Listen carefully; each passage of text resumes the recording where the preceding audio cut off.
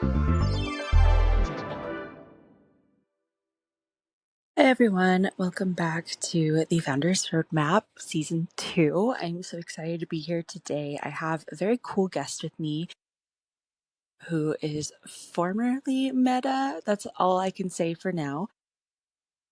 She's super awesome. Today's episode, we're going to go through AI and cybersecurity, which I know is kind of a broad topic, but she's an expert in it, so I guarantee you she'll have a lot of very cool things to say.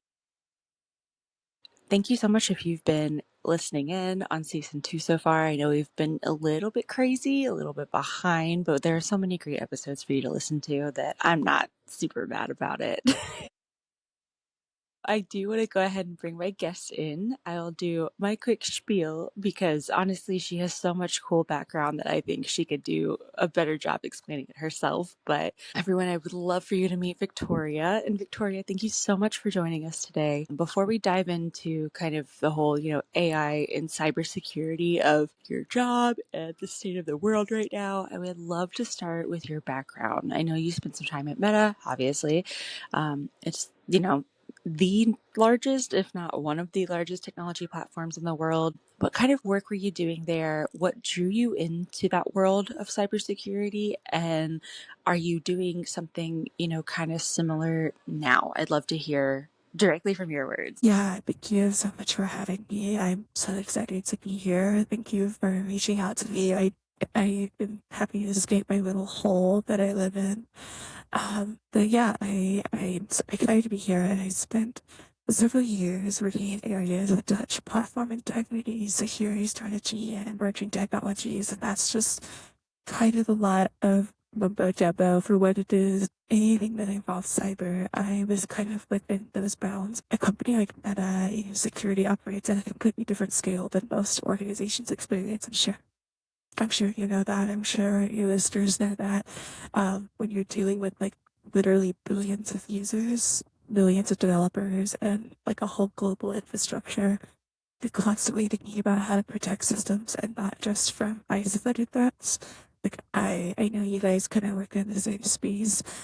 For me, I'm also looking at coordinated activity that can evolve very quickly. So that's like, global across the scale.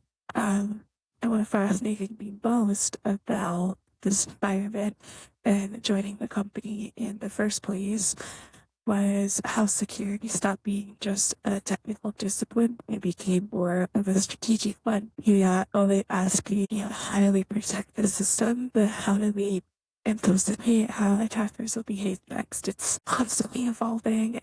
It's a landscape that changes every day. I would say it's actually the final frontier. I know there's space, but cybersecurity is actually the answer. And that's where AI started becoming incredibly relevant. Security systems began using machine learning models to detect suspicious patterns across massive data sets. And at the same time, we were seeing attackers experiment with automation and increasing sophisticated techniques. It's clear that AI is going to fundamentally change both sides of the equation. So my job was to stay on top of it and see how I could kind of reverse engineer some of those tactics to work in a more proactive way. And that intersection where emerging technology meets real world security challenges became something I was really passionate about. And now, as AI becomes widely accessible to startups and businesses and, every size and the individual even, these questions are becoming relevant to founders much earlier than they used to be. And it's a good conversation, I think, for everyone to be having, not just for, the people who work at these multi-billion-dollar corporations. Amazing. Yeah, you're right. When I think of AI and cybersecurity as a whole, it seems a little bit overwhelming to me because I know that looking at this kind of from a global scale, it's almost like you're being assaulted from all fronts, right? So I can't fathom how every single day you're looking at these threats and trying to figure out how to get in front of it using kind of the same technology. So, and I mean, I kind of want to jump into AI a little bit, right? AI has obviously exploded into the mainstream over the past couple of years. So, from your perspective, how has AI actually changed the security landscape and how is it continuing to change it right now? I know you're not like at Meta anymore, but still working within the field. So I'm curious to get your perspective on that. Yeah, the biggest shift is speed and scale, I think. And you can tell that as like an individual working with ChatGPT, if that's your only access to AI, I think you can kind of see it from that perspective as well. Historically, many cyber attacks required a fair amount of manual work. Like it would take, I don't know if you watch like the old movies where they have a hacker, they're looking at the screen like they're doing literal government contract work. It's insane. The manual work used to be something like that. I would say it kind of took a very, very skilled person to understand how to do a cyber attack. But someone might research a large target company, craft phishing emails, spend some time probing a system for vulnerabilities, and AI has and continues to dramatically lower the effort required to do those things. Just to give an example, so like generative AI can produce thousands of personalized phishing messages in seconds. It can analyze public information about a company and create emails that feel extremely believable. It can mimic writing styles or generate messages that sound like they came from someone inside the organization. It's almost like with the assistance of AI, it's just things can go bigger and much quicker, as opposed to before you might have had a whole hacker farm being able to do this. But this when we say AI is replacing jobs, this is what that means. So if you're a hacker, it's a good tool to assist you, but it's also going to take over your job. Oh my God, I didn't even think about that. These poor hackers. How will they survive? So on the defensive side, though, AI is also becoming a powerful tool that we have as well. Security teams deal with enormous volumes of signals, logging attempts, device behavior, file access, network traffic. Humans can't analyze that amount of information in real time. So obviously we also have to keep up, and AI systems can monitor those patterns continuously and detect anomalies much faster. So if a user suddenly logs in from any region, accesses systems they've never touched before, or downloads large amounts of data, AI could find that behavior instantly, where a human user, they will flag it, but it might take them a minute to realize what's going on with that much data that they're monitoring. So what we're really seeing is a technological arms race. AI is empowering attackers to scale their efforts, but it's also giving defenders better tools to detect and respond to threats. And honestly, it's just who's gonna get there fastest and use the tools, for good and for evil, I guess is the right way to phrase it. Yeah, that's crazy. And I mean, we're also trying to explain to our clients that, anyone's vulnerable to an attack, right? Like you don't just have to be Meta, you don't just have to be IBM or any of these large companies. Like it's easy to use this kind of AI cybersecurity hacking to get in anywhere. And honestly, you're probably more vulnerable if you're smaller because you don't expect that to happen, right? Yeah, exactly. It's really scary how it's being used to take on like very vulnerable either individuals or smaller companies to access their data, um, to get, money. It's really crazy. I like working with guys like you, companies like yours, because you guys understand and see the real benefit of protecting people from this kind of attacks, and also recognizing that it's a tool we can use in the long run to save these people as well. It's not just an evil tool. I mean, it's definitely not being used for good. And I will say that wore me down at Meta for a while, so I understand the trepidation, but it's something that I think every company should look into for themselves in terms of setting up a good system to protect yourselves as well. Okay, that I have something I want to ask kind of on that line. So I know you're not coming from the startup background, but we work with companies kind of all sizes, I would say small to medium, and like we can't ignore security. I know it can cost a lot. There's a cost benefit analysis a lot of these companies have to make in order to see like where the benefit actually is if you're not being actively attacked. But something I hear when I talk to founders all the time is security is something that we'll worry about later, when we're bigger. And is that a mindset that you I don't know, that you see often within your line of work, or what are your thoughts on that? Because I know I certainly have thoughts, and we try very, very hard to convince these founders and these smaller companies, like, you can't delay it, because when you delay it, it's going to be too late, right? If you wait till you're bigger, it's an even bigger problem to sort through. So you want to have the best infrastructure you can up front. So I'm just curious to hear your thoughts kind of on that. Yeah, and I mean it's understandable. Like this stuff is very expensive. It's super costly to invest in, and I get it. Like I hear, you know, you got a cash flow to deal with. It's I get, but it is definitely risky. It's a risky thing to live in this world without being protected. Just in general, but especially when it comes to your cybersecurity and your online presence.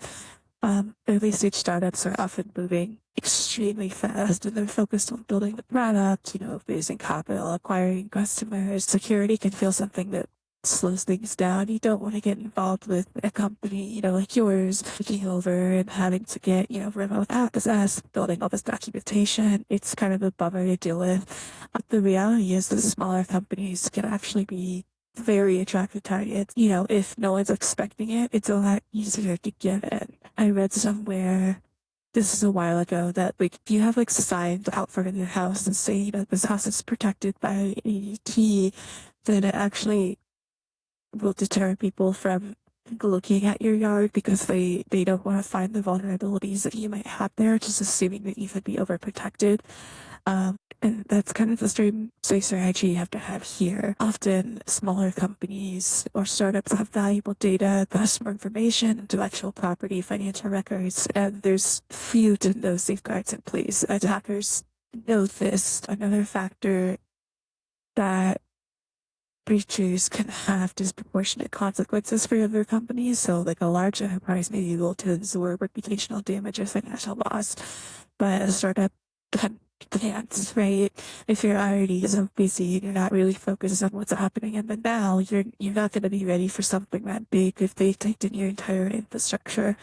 So the good news is that you don't need a huge security team to implement strong foundational practices, and companies like yours, MSPs, even individual like people that like me that work on contract, we can help find the most effective protections that are relatively simple things like multi-factor authentication. Everyone should have that. Access management, clear internal policies about data handling, even just something super small. The key is building those habits early so the company grows.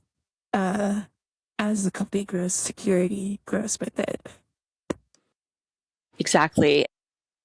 I know, and one of the hard things to talk about is cost, right? But again, as these tools become more sophisticated, so does the defense. So it's kind of like hand in hand with each other. If you have a huge attack, you're going to be spending lots of money trying to resolve that. Most likely, I know I had a dentist office, super small ones, like very, very small dentist office.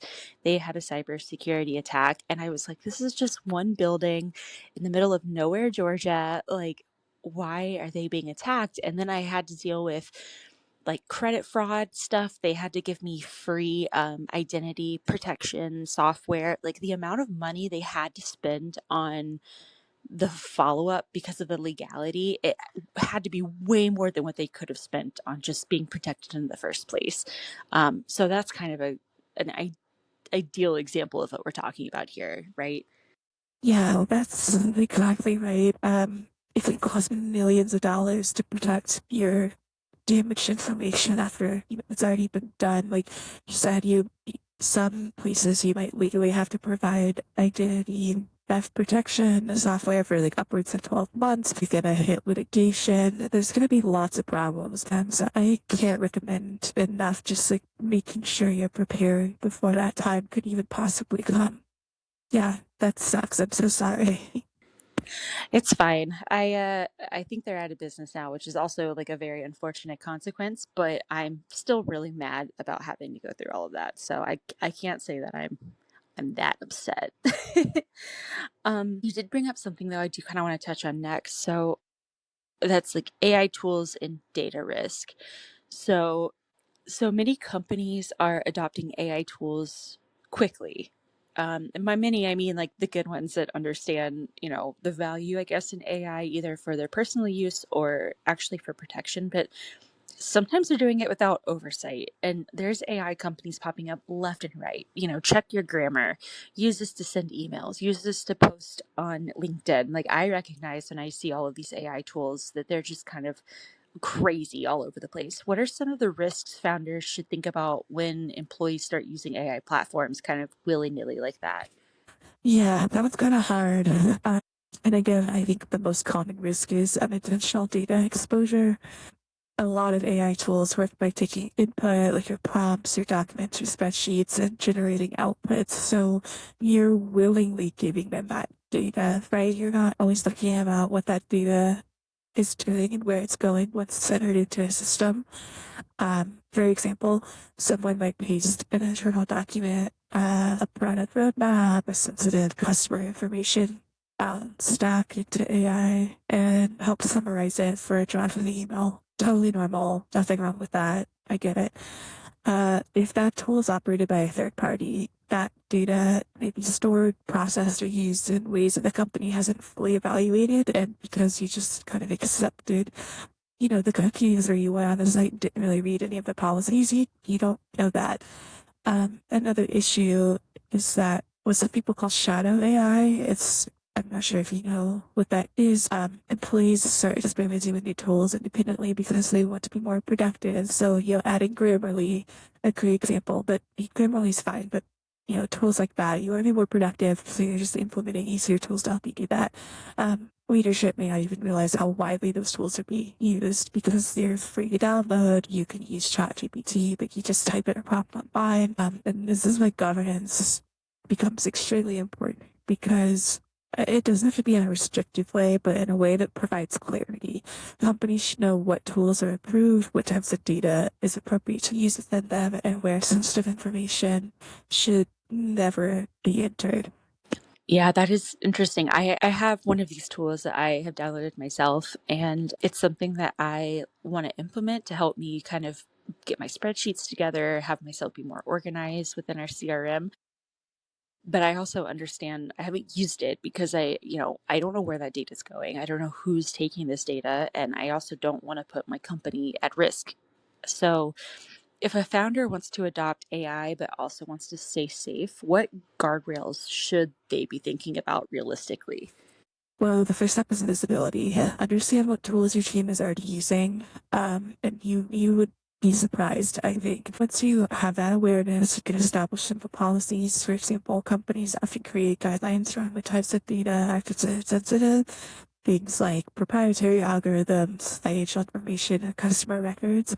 They need to determine which AI tools are approved for use and under what circumstance. Another important factor is integration. So when AI tools are connected directly into your internal systems or databases, there needs to be oversight around those integrations. Large companies often have entire governance teams for this. Our team is massive. Startups don't need that level of complexity, but having a basic framework ensures that innovation happens responsibly.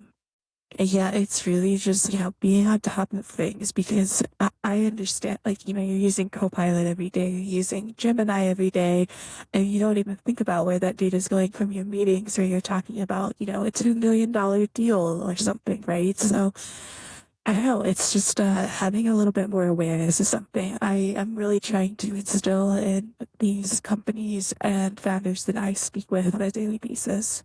Yeah, I totally get that, and we do a lot with Copilot, so I don't even know. I probably should be listening to those webinars and those articles, but I'm I'm not even sure like what are the thoughts on Copilot and Gemini when it comes to their active governance and cyber threats. That's something I think maybe we should also look into. We'll see.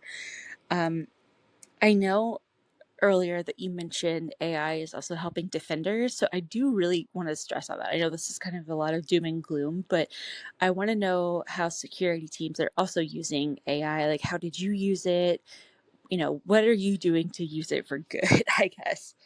Yeah, one of the biggest advantages of AI that it offers, opposed to, having a giant team of humans do something, is pattern recognition. So modern organizations generate enormous amounts of security related data. Every login, every file access, API request, there's a signal that's created with that. AI models could analyze the signals continuously and learn what normal behavior looks like within an environment. For humans, yeah, again, it's so much data. Even within a small company, it's really hard for humans to kind of think about things in that sort of way, where a computer does it automatically.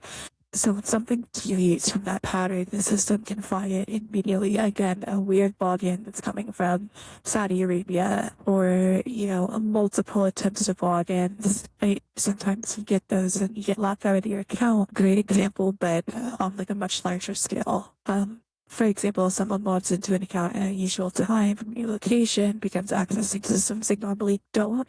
So, even just the login stuff aside, if I'm an AI formula, I'm trying to find the best way to explain this for people who don't get in my field. But if I'm working and I set up kind of a system in place for governance, and I'm monitoring your network, and you're logging into something that you never interact with, and maybe even interacted with once, AI will recognize that as a sequence that's potentially suspicious and allows security teams to focus their attention where it matters most, rather than trying to manually review those thousands of alerts. So in that way, it's great, and it's very helpful to kind of automate your systems to help companies like yours and, security teams find where there might be vulnerabilities as well. So it's not all bad. It's not all doom and gloom. I will say, I am a huge fan of AI being used in smart ways. You're not going to escape it. It's going to be here forever. So we might as well learn how to use it in a smart way that's going to protect us rather than hurt us. Okay, yeah, that makes sense. And also, funny you say that because we had a contract employee that was in Canada, I believe, and they had created an account to duplicate bind so that we could send multiple emails at the same time. It was done within our knowledge, right? She's been in Canada this whole time. Randomly one day I get a message from our help desk team who's like, "Hey, I see this suspicious login." And I'm like, "That must be, this contractor in Canada. However, it's weird you're just now seeing this because there should be multiples of these every day for the last few months." So that's kind of a great example of where, you know, these people who have contractors in China or Brazil or Panama, some of the examples you've seen with our clients, it's really helpful to be monitoring all of that data because there's just so much going around in different locations and you never really know where the logins are actually coming from. Exactly. Yeah. I can't stress enough how important it is, because it's so easy to just log into these companies, access their data, and use it for evil. So, yep, you're right on the money. So I do want to talk a little bit about deepfakes because I feel like you're the one person who I can speak to about these. It's not just a common thing, that regular businesses are seeing every day. They're getting a lot of attention for AI generated impersonation. And I know it's mostly done for celebrities and kind of on the dark web in a lot of bad ways. I won't mention them here, but in terms of just kind of smaller scale, are these becoming real threats to businesses that you can quantify, for these smaller to medium sized businesses that aren't giant celebrities having, you know, X-rated tapes made about them online using deepfakes? I think that's the best way I can explain it. Yes. The short answer is yes. And we're starting to see some very interesting cases emerge. This is something that I was really interested in my time at Meta too. Fake technology has advanced to the point where it can be convincingly it can convincingly replicate voices and pieces. Hackers are experimenting with using these tools to impersonate executives, trusted contacts. I know you've probably seen, even on an individual scale, how they're using voice technology and AI to, make these ransom voicemails to family members in order to get some money out of them. And that's done by just, let's say I call your number and I get your voicemail. I record that voice data and I input it into my prompt, and I have your voice. I've collected it. I can use your voice as I please to say whatever I want. That's terrifying. right? So think about that for smaller companies that have instructional videos. They have, like, maybe they've posed as clients, they've taken meetings and done, recordings of the meeting with Otter or any of these kind of resources. So it's easily accessible information that you don't need to have, a hacker's brain to use, but then AI uses the deepfakes to then create a situation that's incredibly nefarious. Attackers are experimenting with using these tools to impersonate all kinds of people on a daily basis. Big cases where employees receive calls that sounded like their CEO asking them to approve a financial transfer. Their voice is not authentic, and the request immediately raised suspicion. Because why would it? The key defense against this kind of attack isn't just technology, though, it's the process, because these are only going to get worse. They're only going to get more convincing. And the better the technology gets, the easier it's going to be for these people to use it for these reasons. Organizations should have verification protocols for sensitive actions. If someone requests a financial transfer, for example, there should be a secondary confirmation channel. Even something as simple as verifying requests through a different communication method can significantly reduce risk. And I don't think that's something that many small companies are thinking about because, again, they don't think that they are a target, or it's just so beyond the scope of our daily normal life at this point that it's not something we're thinking about to be proactive with. Okay, yeah, that makes sense. That's also terrifying. I think, as far as I'm concerned, I've only ever gotten the fake emails and text messages and phone calls that I've been able to luckily kind of pick up on early.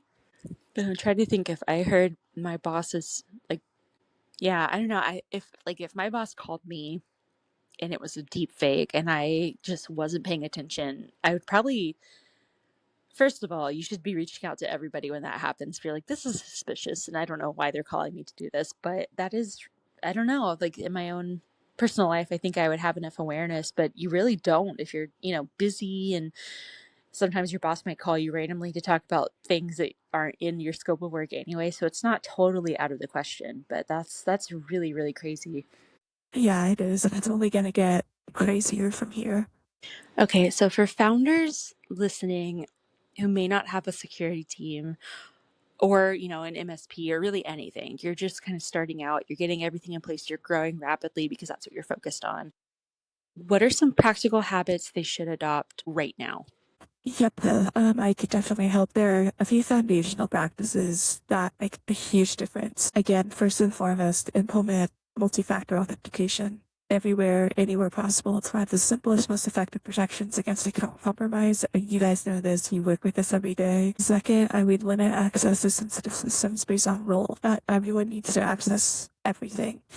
I think that some companies think that's better because if you have access, you don't really need to get permission. You can kind of just handle this autonomously. But in security terms, it's the worst thing you could possibly do. I also would say ensure software infrastructure kept up to date when any breaches occur because there are vulnerabilities that weren't patched, right? Outdated equipment, software is outdated. Companies like yours are really awesome for working through this without, the company really ever having to think about it. This is what you guys do really well. And I can't stress enough having an MSP being the best option so you never have to even worry about being attacked. We also spend some time educating employees about phishing and social engineering. Human awareness is still one of the strongest defenses that we have, and the more you can keep your employees up to date and understand, what vulnerabilities that you might have that can be stopped at least by a suspicious email being sent to IT,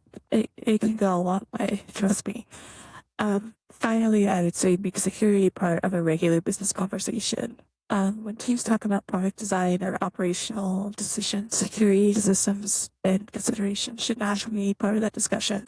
I think that's starting to happen more and more these days, but it's still something that isn't, marketing's not talking about that when they're implementing a new activation, right? So it needs to be done with every single department and consistently brought up across all meetings, all products, anything you're making. I think it's just a smart way to think proactively about your business. I kind of want to look to the future a little bit as well. So, like, looking ahead, how do you think AI will reshape cybersecurity over the next few years? I know it's kind of hard to determine because of how quickly it is moving, but in your prediction, based on your experience, what do you think you see happening? I think we'll see much more autonomous security systems. AI will increasingly monitor environments, detect threats, and initiate responses automatically instead of waiting for a human in illicit intervene. Systems will be more capable of isolating suspicious devices, block suspicious activity, or require additional authentication without you having to, do multiple attempts or reach out to IT support for help. At the same time, hackers will continue experimenting with AI-driven tools, and organizations that succeed will be the ones that treat security as part of a product design from the beginning. When security is embedded into the systems early, it becomes much easier to scale safely and effectively. Amazing. Thank you. Um, I do have some lightning round questions I would like to ask you if you're okay with that. Yeah, totally. Let's go. I would love to. Okay, so Victoria, before we wrap up, I do want to do a quick lightning round. Nothing too serious, just a few fun questions. So first one, what's the most surprising or weird use of AI that you've personally seen recently? Oh God. Some of the most surprising ones are the hyper-personal AI assistants people are building for themselves. I've seen people train AI models on their own emails, notes, and meeting transcripts so they can essentially talk to a version of their past self. And it's really weird. It's like having a digital memory bank that helps you remember conversations or ideas you had months ago. It's fascinating, don't get me wrong. I think it's a very cool idea, but it's also just incredibly weird. It's fully living in a Black Mirror episode, and I personally hate it. You know what's funny? I think we had a guest on the podcast who was talking to me about that, and at the time I thought like, wow, this would be extremely helpful. But at the same time, I can't do this. I can't have an AI version of myself talking to me through these meetings. I will lose my mind. Exactly, that's exactly what it is, and it is. Honestly, it's pretty strange. I'm not. It's a pretty strange thing, but if it works, it works. I guess. Okay, if you could automate one thing in your life with AI, like completely, what would it be? Scheduling without question. I think everyone probably feels this way. The number of emails and messages that go back and forth just trying to find a meeting time is incredible. I think we could spend a decade experimenting on how much time we waste doing this. If AI could fully handle scheduling, rescheduling, calendar coordination, and that's it, I think we all gain hours back of our week every single week. I agree. It's the bane of my existence. And do you think something like that exists? I'm sure it's coming if it doesn't already. It's kind of if you can dream it, you can do it. Yeah. Oh God. Honestly, I'm not gonna be mad at that one. It's kind of like having a virtual assistant, though. I feel like those already do sort of exist. Yeah, just taking out the human part of the assistant. But yeah, that's it. You got it. Okay, so what's one AI tool you'd actually use regularly that you'd recommend to founders? I think AI tools that help synthesize information are incredibly valuable. Founders are constantly consuming articles, reports, research, being able to summarize long documents or extract key insights quickly. Those can save a lot of time in decision making if you can just summarize it. I think the key is being mindful about what data you feed into these systems, but I don't see any issue with a good summary, recap on a meeting, and helping you kind of build a more efficient way to handle your business. And a lot of those are already integrated. Like whenever you finish a meeting or you have an email and above it has the AI summary. I personally really like those, but it also scares me that you're just reading my data like that. Exactly. Yeah, I think yeah, we're in the same place. Fun hypothetical. If you could ask AI one question about the future and get a perfectly accurate answer, let me specify perfectly accurate, not just an AI model generation, but like actually like a genie kind of, right? What would you ask? Oh God, that's really hard. I don't know. I think maybe I'd ask how humans and AI will ultimately coexist in the workplace. I know that's not a fun answer, but it's like keeps me going. Not just like what jobs will change, but how collaboration between humans and machines will evolve. I feel like one of the biggest unanswered questions that we have is sort of, what is the end game for us working together, right? Yeah, absolutely. And the last one I have is, if you had to explain cybersecurity to a founder in one sentence, what would you say? Cybersecurity is about protecting trust, trust in your product, trust from your customers, and trust in the systems that your business relies on every day. It's honestly that simple. Take that. So, kind of in that same vein, if you were to give one piece of advice to founders building companies with, in this AI driven world, what would it be? I think I can just kind of run this idea home at this point that you should really be thinking about security as part of your company's foundation, not as an afterthought. You should be hiring, MSPs, companies like yours to really be on top of monitoring these kind of things and implementing AI in a smart way and not just, you know, having your employees do it on their own and not really realizing what's going on as their own business.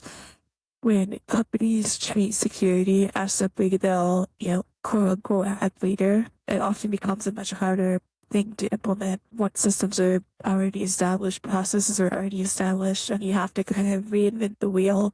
But when security is considered early, even in very simple ways, it becomes part of the culture. Teams start asking the right questions, building safer systems, protecting their customers by default. In the long run, that mindset doesn't slow innovation, it just makes sustainable innovation possible. Amazing. Thank you so much for being here. You've given me like a lot of insightful things to think about, and I really appreciate it. We have these conversations with potential clients and clients every day. It's hard to get through their heads like how important this is from the beginning and not just trying to convince them to spend money, right? But it is really important, and it's something that I need to think about in my daily life as well as I go through, what sites I'm on, what software I'm using, like how am I actually protecting my own data, and should I be more cognizant of those things? Yeah, thank you so much for having me too. Like this is something I'm really passionate about. I love talking about it. I love trying to help people through these scary times we're in with AI. And I'm happy to not be at a giant company anymore where this is just constantly at the top of my brain when I go to sleep at night when I wake up in the morning. But companies like yours are doing the right thing and really trying to help people rather than leave them in a state of confusion and ultimately more vulnerable than they would have been in the first place. So I really appreciate this conversation and I'm happy to speak with anyone. If there's any, deep further questions they have, like a larger scale meta horror stories, I'm more than happy to go through those. I will hit you up on some of those horror stories, mostly for myself because it will make me not sleep at night. But yeah, thank you again, Victoria. This has been really awesome. So grateful to have you here and for your invaluable experience. Stay tuned for more episodes of the Founders Roadmap. We have it every single week on Tuesdays or every other week. You know what? It would be smart if I knew that answer, but I know they're on Tuesdays. And if it's not every week, you can go back and listen to episodes like this one where there's a lot of gems. Take some notes with your hand. Don't use AI to take notes, go old school with it.